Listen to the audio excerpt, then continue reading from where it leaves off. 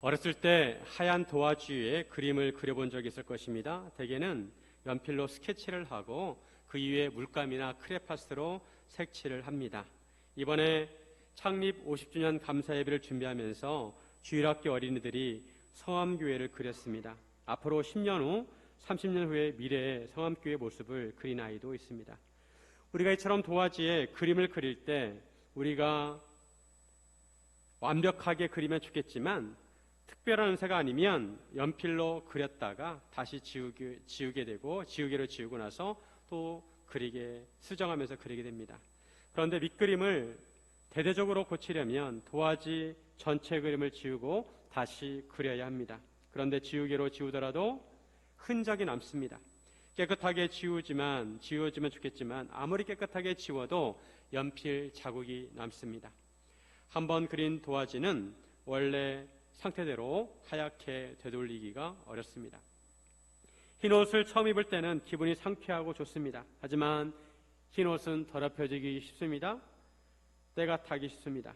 음식을 먹다가 흘릴 수도 있고 비가 올 때 길 걷다가 흙탕물이 튈 수도 있습니다. 그래도 옷이 더러워지면 그나마 낫습니다. 옷은 갈아입으면 됩니다. 문제는 우리의 몸이 더러워지는 것이고 우리의 마음과 영혼이 더러워지는 것입니다. 우리 몸에 더러운 것이 묻으면 씻겨지는 것도 있지만 씻겨지지 않는 것도 있습니다. 문신을 하는 사람들이 있습니다. 그림을 도화지에 안 그리고 자기 몸에 그립니다. 그들도 나름대로 생각이 있어서 그랬겠지만 문신을 한 것을 후회하고 문신을 지우려고 하는 사람도 있습니다. 하지만 문신을 아무리 깨끗하게 지워도 흔적이 남습니다. 우리 몸은 그렇다 치고 우리의 마음과 영혼이 죄로 더러워졌을 때 어떻게 지워야 할까요? 인간의 능력과 노력으로는 지울 수가 없습니다. 문제는 이 죄로 인해서 우리가 멸망하게 된다는 것입니다. 영원한 죽음을 맞이하게 됩니다. 영원한 죽음을 면하기 위해서는 죄 문제를 해결해야 합니다. 감사하게도 하나님께서는 예수님을 이 땅에 보내셔서 예수님께서 우리를 죄로부터 깨끗하게 하셨습니다. 우리가 예수님을 통해서 새롭게 될 수 있습니다. 주홍 같은 죄를 흰눈보다 더이게 하십니다. 이런 의미에서 우리가 새롭게 되려면 어떻게 하나님께 나누기를 원합니다. 첫째, 우리는 우리 몸을 예수님께 맡겨야 합니다.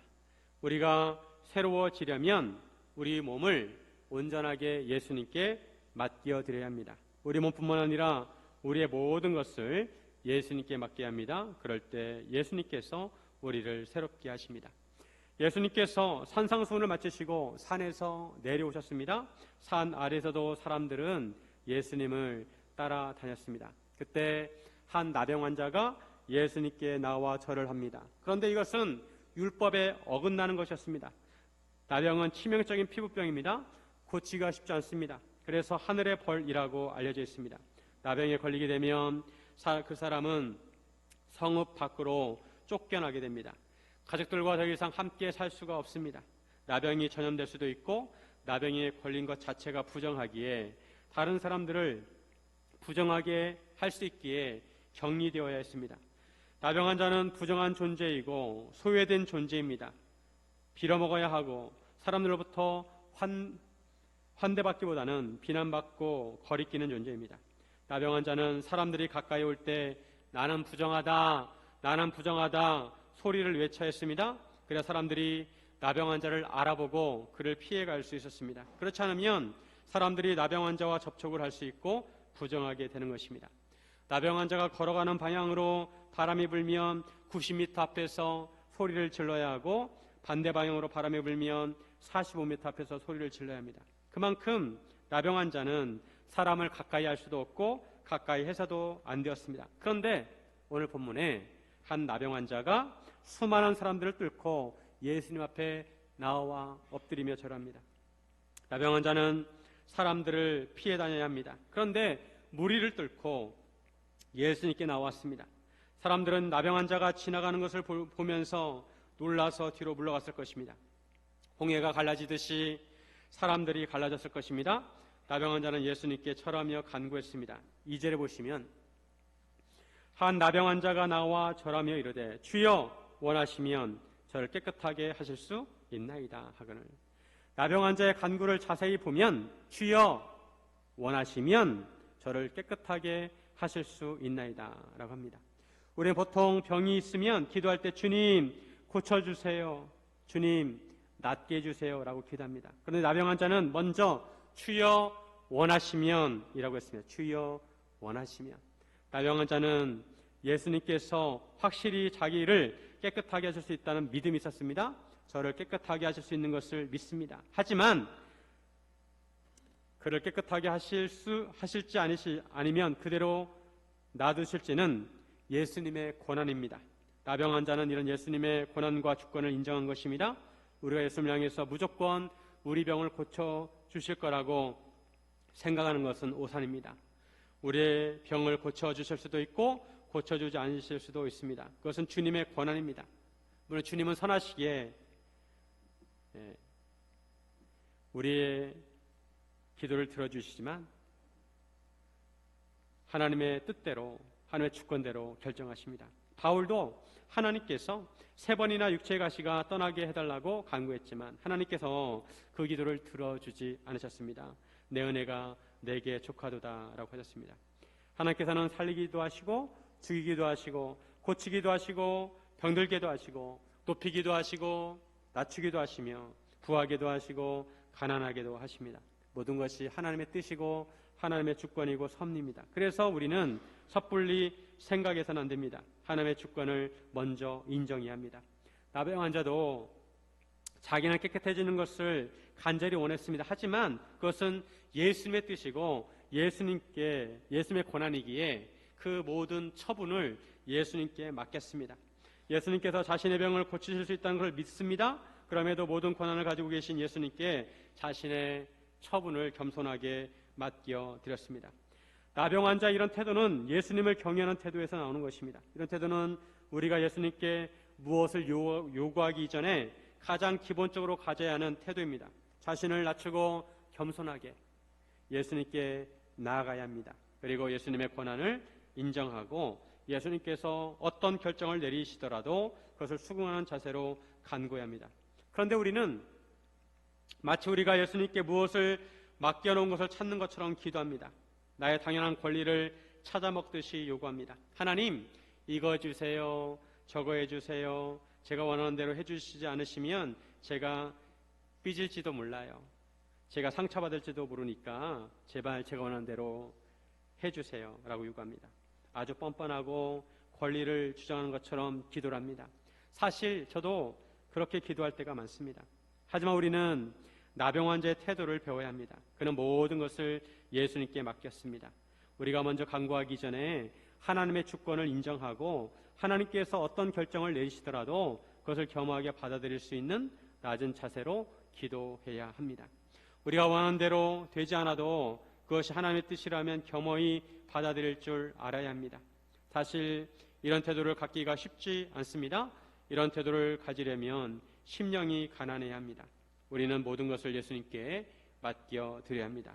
우리의 생명도 우리의 인생도 우리의 모든 것의 처분을 예수님께 맡겨드려야 합니다.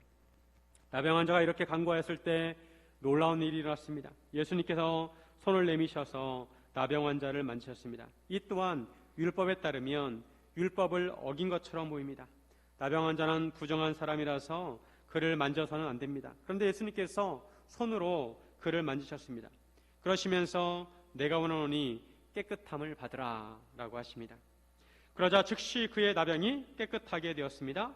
예수님께서 그를 만지시기 전에 그가 깨끗해졌는지 아니면 만지신 후에 깨끗했는지는 알 수가 없습니다. 하지만 이것은 신적 권위로 행하신 것입니다. 이사야의 술에 숯불을 뉘었을 때 그의 악이 제거되고 죄가 사하여진 것처럼 예수님께서 손으로 만지심으로 병을 치유하시고 깨끗하게 하신 것입니다. 예수님께서는 그에게 삼가 아무에게도 말하지 말고 다만 가서 제사장에게 내 몸을 보이고 모세가 명한 예물을 드려 그들에게 입증하라고 하십니다. 나병이 나오면 율법에 의하면 제사장에 가서 몸을 보여야 합니다. 그리고 새 2마리로 제물 드려야 합니다. 이렇게 해야 공식적으로 병이 나은 것을 확인받을 수 있고 가정의 품으로 돌아갈 수가 있습니다. 그리고 예수님께서 이렇게 하라고 하신 것은 제사장들에게 예수님께서 메시아로서 행하신 이적이 나타났음을 알리고자 하셨고, 예수님께서 율법을 무시하시는 것이 아니라 율법을 완성하시는 분이심을 보여주신 것입니다. 우리 스스로 우리 자신의 죄를 깨끗하게 할 수가 없습니다. 오직 예수님께서 우리를 깨끗하게 하실 수 있습니다. 우리가 겸손하게 예수님께 우리의 몸과 모든 것을 맡겨드릴 때 예수님께서 우리를 깨끗하게 하실 것입니다. 우리를 새롭게 하실 것입니다. 사랑하는 성도 여러분, 예수님께 모든 것을 맡기시기를 주님의 이름으로 축원드립니다.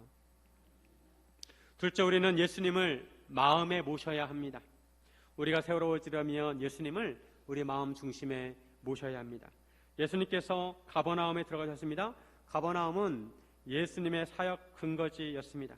그 당시에 이스라엘은 로마의 지배를 받았기 때문에 그 일대에 로마군의 주둔지가 있었습니다.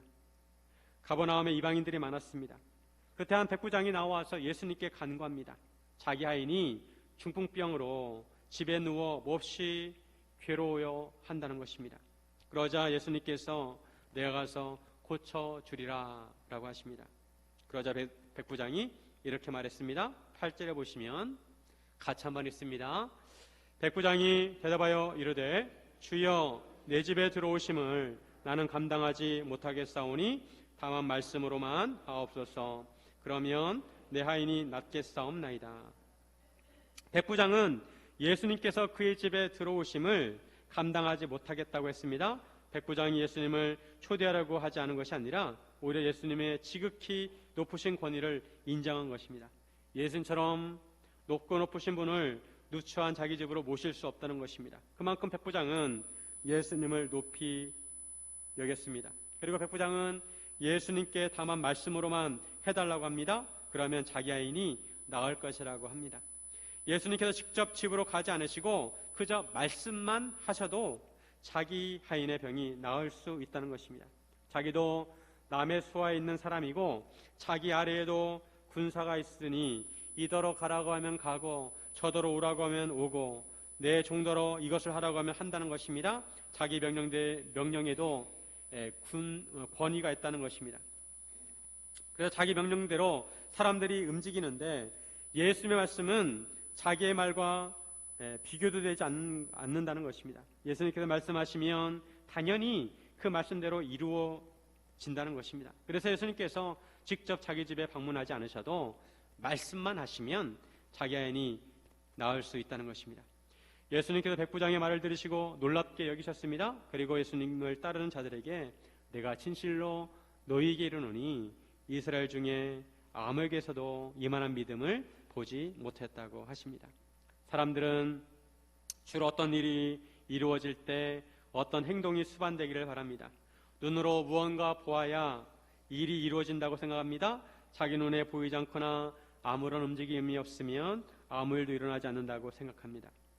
아람 장군 나아만이 자기의 나병을 고치려고 엘리사를 찾아갔을 때 엘리사가 나가보지도 않고 요단강에 가서 몸을 7번 씻으라고 합니다. 그러자 나아만이 화가 나서 그냥 가려고 합니다. 자기 생각에는 엘리사가 자기에게 나와가지고 여호와의 이름으로 기도하고 또 그의 손으로 상처 부위를 만지면서 고칠 것을 생각했습니다.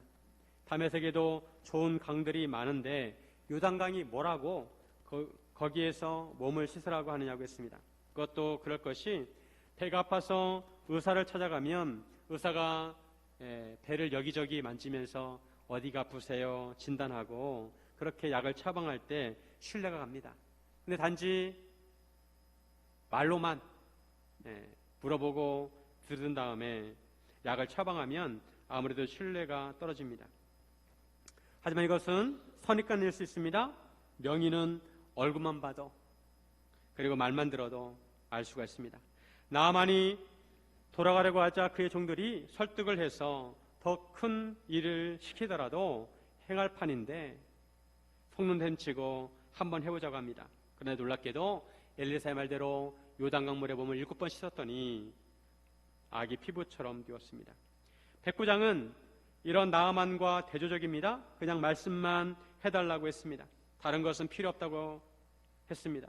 집으로 오실 필요도 없고 하인을 손으로 만지실 필요도 없고 그저 말씀만 해주세요 라고 했습니다. 백부장의 믿음은 대단했습니다. 예수님께서도 이런 백부장의 믿음을 인정하셨습니다. 이스라엘 사람들 중에서도 이런 믿음을 보지 못하였다고 하셨습니다. 그러시면서 예수님께서 말씀하시기를 동쪽 서쪽 사방으로부터 많은 사람이 아브라함과 이삭과 야곱과 함께 천국에 있을 것이라고 하십니다. 즉 이방인들도 천국에 들어갈 것이라는 것입니다.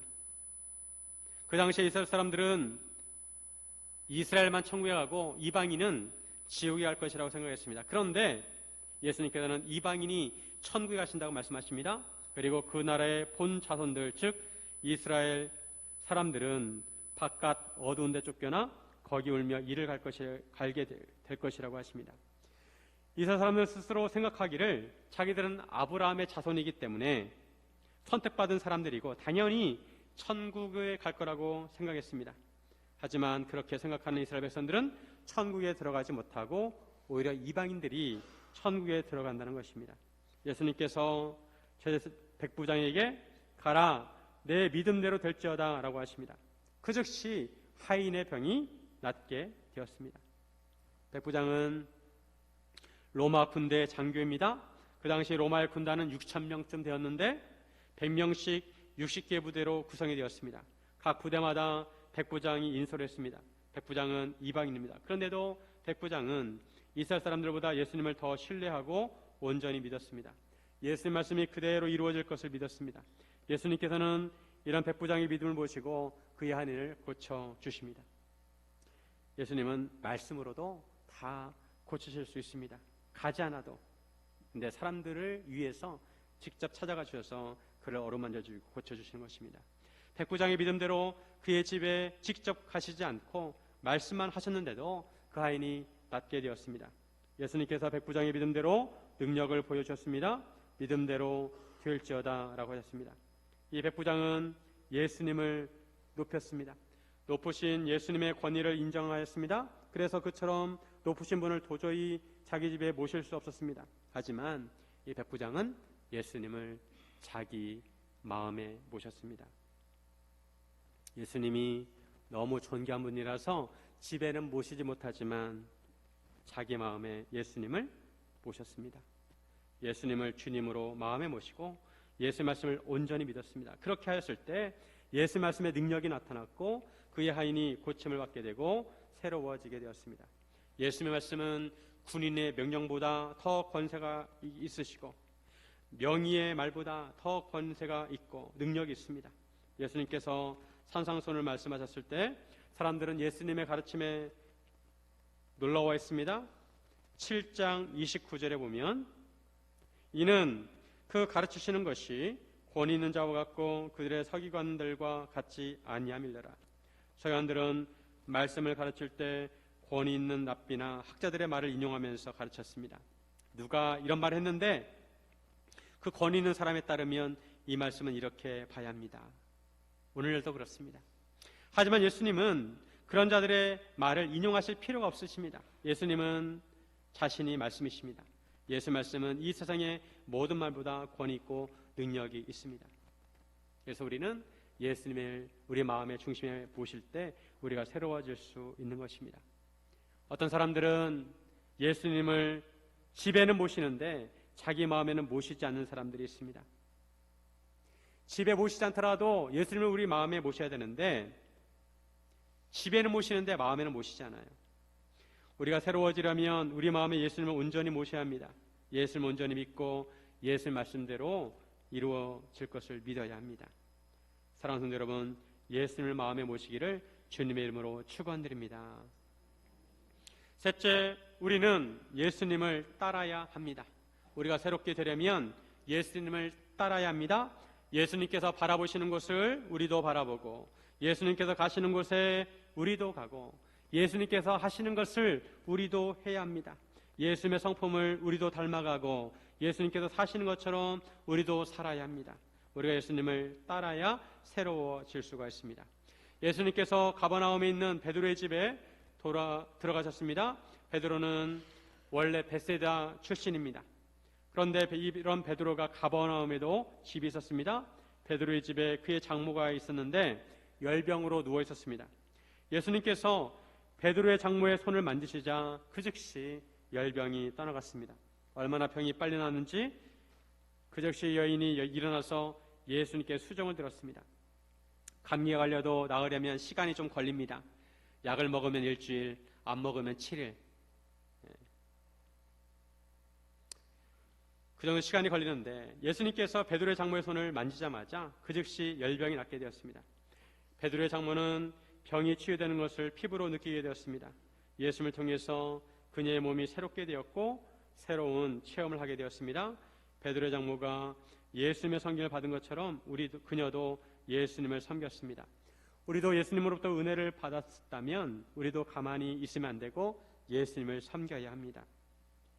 예수님께서 가시는 곳마다 복음을 전파하시고 말씀을 가르치시고 병자를 치유하셨습니다. 사람들은 이런 예수님을 찾아다녔습니다. 예수님께 나가면 병을 고칠 수 있기 때문입니다. 그날도 날이 저물었는데 사람들이 귀신 들린 자들을 많이 데려왔습니다. 날이 저물면 사람들이 잠을 자야 하는데 잠도 자지 않고 사람들이 예수님을 찾아왔습니다. 한두 사람이 아니라 많은 사람들이 찾아왔습니다. 예수님께서는 그들을 일일이 말씀으로 귀신을 쫓아내시고 병든 자를 다 고쳐주셨습니다. 예수님께서 이렇게 하신 것은 선지자 이사야를 통하여 하신 말씀을 이루기 위함이었습니다. 17절 말씀 같이 한번 있습니다. 이는 선지자 이사야를 통하여 하신 말씀에 우리의 연약한 것을 친히 담당하시고 병을 짊어지셨도다 함을 이루려 하심이더라. 이 17절 말씀은 이사야 53장 4절 말씀을 인용한 것입니다. 이사야 53장 4절에 보면 그는 실로 우리의 질고를 지고 우리의 슬픔을 당하였거늘 우리는 생각하기를 그는 징벌을 받아 하나님께 맞으며 고난을 당한다 하였노라. 인생을 살다 보면 고생을 많이 할 때도 있고 슬픈 일을 당할 때도 있고 아플 때도 있습니다. 우리 인생 살면서 인간이 얼마나 연약한 존재인지 알게 됩니다. 의지가 약해서 어떤 일을 하려고 해도 끝까지 해내지 못할 때가 있습니다. 다시는 나쁜 짓을 하지 않겠다고 죄를 짓지 않겠다고 굳게 결심하지만 죄성이 있어서 나쁜 짓을 쉽게 끊지 못하고 여전히 죄 가운데 살아갑니다. 깨끗해지려면 진흙탕을 빠져나와야 하는데 계속 진흙탕에 머물러 있습니다. 이런 인간들의 결말은 뻔합니다. 그 죄값을 치러야 합니다. 심판자이신 하나님의 징벌을 받아야 합니다. 그런데 예수님께서 이런 인간들을 불쌍히 여기셔서 이 땅에 오셨습니다. 섬김을 받으러 오신 것이 아니라 섬기러 오셨습니다. 병든 자들을 치유해 주시고 귀신 들린 자에게서 귀신을 쫓아내 주시고 우리의 연약함을 친히 담당하러 오셨습니다. 무엇보다 우리의 죄로 인해 우리가 하나님의 심판을 받아야 하는데 우리를 대신해서 하나님의 진노를 대신 받으러 오셨습니다. 그리고 우리를 새롭게 하시고 우리를 살리려고 오셨습니다. 이것이 예수님께서 이 땅에 오신 목적이고 이유입니다. 예수님께서는 우리를 대신해서 십자가를 지러 오셨습니다. 문제는 예수님께서 십자가를 지셨는데 사람들은 예수님께서 죄를 지어서 하나님으로부터 징벌을 받고 고난을 받는 것을 생각을 했다는 것입니다. 그래서 사람들은 예수님을 향해서 십자가에 못 박으라고 외쳤습니다. 하지만 실상 예수님께서 우리를 위하여 십자가를 지셨습니다. 나를 위하여 십자가를 지셨습니다. 이사야 53장 5절에 그가 찔림은 우리의 허물 때문이요 그가 상함은 우리의 죄악 때문이라. 그가 징계를 받음으로 우리는 평화를 누리고 그가 채찍에 맞음으로 우리는 나음을 받았도다. 예수님께서 고난의 십자가를 지신 것은 우리 때문이고 바로 나 때문입니다. 우리의 죄를 대신해서 예수님께서 십자가를 지셨습니다. 예수님께서 찔리심은 우리의 허물 때문이고 예수님께서 상하심은 우리의 죄악 때문입니다. 예수님께서 징계를 받으심으로 우리가 평화를 누리고 예수님께서 대신 채찍에 맞으심으로 우리가 나음을 받았습니다. 하나님께서 우리의 죄악을 예수님께 담당시키셨습니다. 예수님께서 우리의 모든 죄악을 다 짊어지시고 십자가에 달리셨습니다. 그렇다고 예수님께서 우리를 원망하지 않으십니다. 오히려 우리가 예수님의 십자가를 지신 이유를 모르는 것을 안타깝게 생각하십니다. 십자가의 의미를 모르고 예수님을 믿지 않는 것을 안타깝게 여기십니다. 내가 너를 위해 십자가를 졌단다 하시는데도 사람들은 예수를 믿지 않습니다. 이런 사람들에게 우리가 예수님의 십자가를 알려야 합니다. 아기는 엄마가 배 아파하면서 낳습니다. 그러면 아기가 그 엄마의 아픔은 모를지라도 엄마의 존재는 알아야 합니다. 그런데 인간들은 자기를 창조하신 하나님을 몰라보고 대신 십자가를 지심으로 우리를 구원하신 예수님을 몰라봅니다. 우리가 새로워질 수 있는 것은 예수님께서 십자가를 지셨기 때문입니다. 베드로의 장모가 예수님을 처음에 어떻게 생각하셨을까요? 사이 베드로가 어느 날 배를 버려두고 예수님을 따른다고 했습니다. 장모 입장에서 딸이 걱정되었습니다. 뭐 먹고 살라고. 아니, 배우려면 곱게 배워야지. 어부를 하면서도 충분히 배울 수 있는데 왜 굳이 배를 버리면서까지 예수를 따르는가. 하지만 후에 베드로의 장모는 십자가의 의미를 알게 되었을 것이고 자기 십자가를 지고 예수님을 따르며 섬겼을 것입니다. 예수님께서 대가를 치르신 것처럼 우리도 예수를 믿으려면 자기 십자가를 지고 대가를 치러야 합니다. 우리의 시간을 할애해야 하고 우리의 물질과 모든 것들을 헌신과 섬겨야 하는 것입니다. 예수님께서는 우리를 죄로부터 구원하시고 새롭게 하시기 위해서 오셨습니다. 이를 위하여 12제자를 선택하시고 교회를 세우셔서 복음을 전하게 하셨습니다. 이런 복음을 통해 구원받은 백성들을 모아서 하나님의 나라를 세우셨습니다. 그리고 지금도 하나님의 나라는 계속 진행 중에 있습니다. 그리고 예수님께서 우리에게 나를 따르라고 하십니다. 너희는 나를 따르라. 예수님께서 우리에게 복음을 땅까지 전파하고 모든 민족을 제자로 삼아 세례를 베풀고 예수님께 분부하신 모든 것을 가르쳐 지키게 하라고 하셨습니다. 이런 예수님의 사역에 동참할 때 우리가 새롭게 되고 세상이 새로워집니다. 예수님께서는 죄로 더러워진 우리를 새롭게 하시기 위해서 오셨습니다. 우리의 더러운 옷을 벗기시고 흰 옷을 입혀주었습니다. 우리가 예수님을 따라갈 때 새롭게 됩니다. 예수님을 섬길 때 새로워집니다. 예수님께서는 사람들이 피해 다니던 나병 환자를 가까이 하셨고 유대인들이 무시하던 이방인들을 가까이 하시고 이방인을 고쳐주셨습니다. 그리고 그 당시 인정받지 못하던 여자를 고쳐주셨습니다. 그 당시에 산모가 아기를 낳으면 동네 사람들이 자기 집에 있는 물건들을 하나씩 가져와 가지고 성대한 잔치를 벌였습니다. 그런데 태어나기가 여자면 가져온 물건을 도로 가지고 가서 집으로 갔다가 합니다.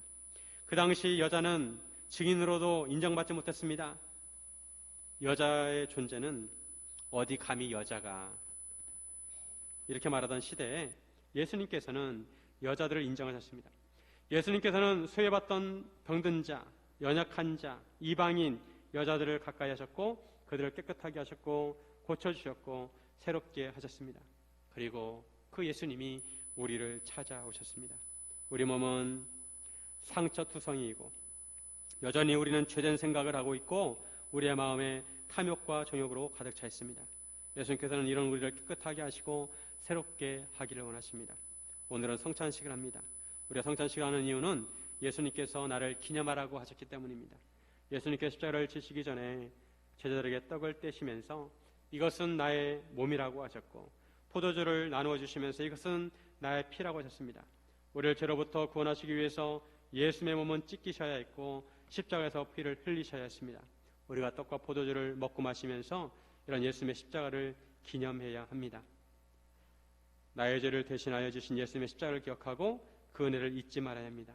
왜냐하면 예수님을 믿고 십자가를 기억하는 것이 우리가 새로워지고 구원받는 유일한 길이기 때문입니다.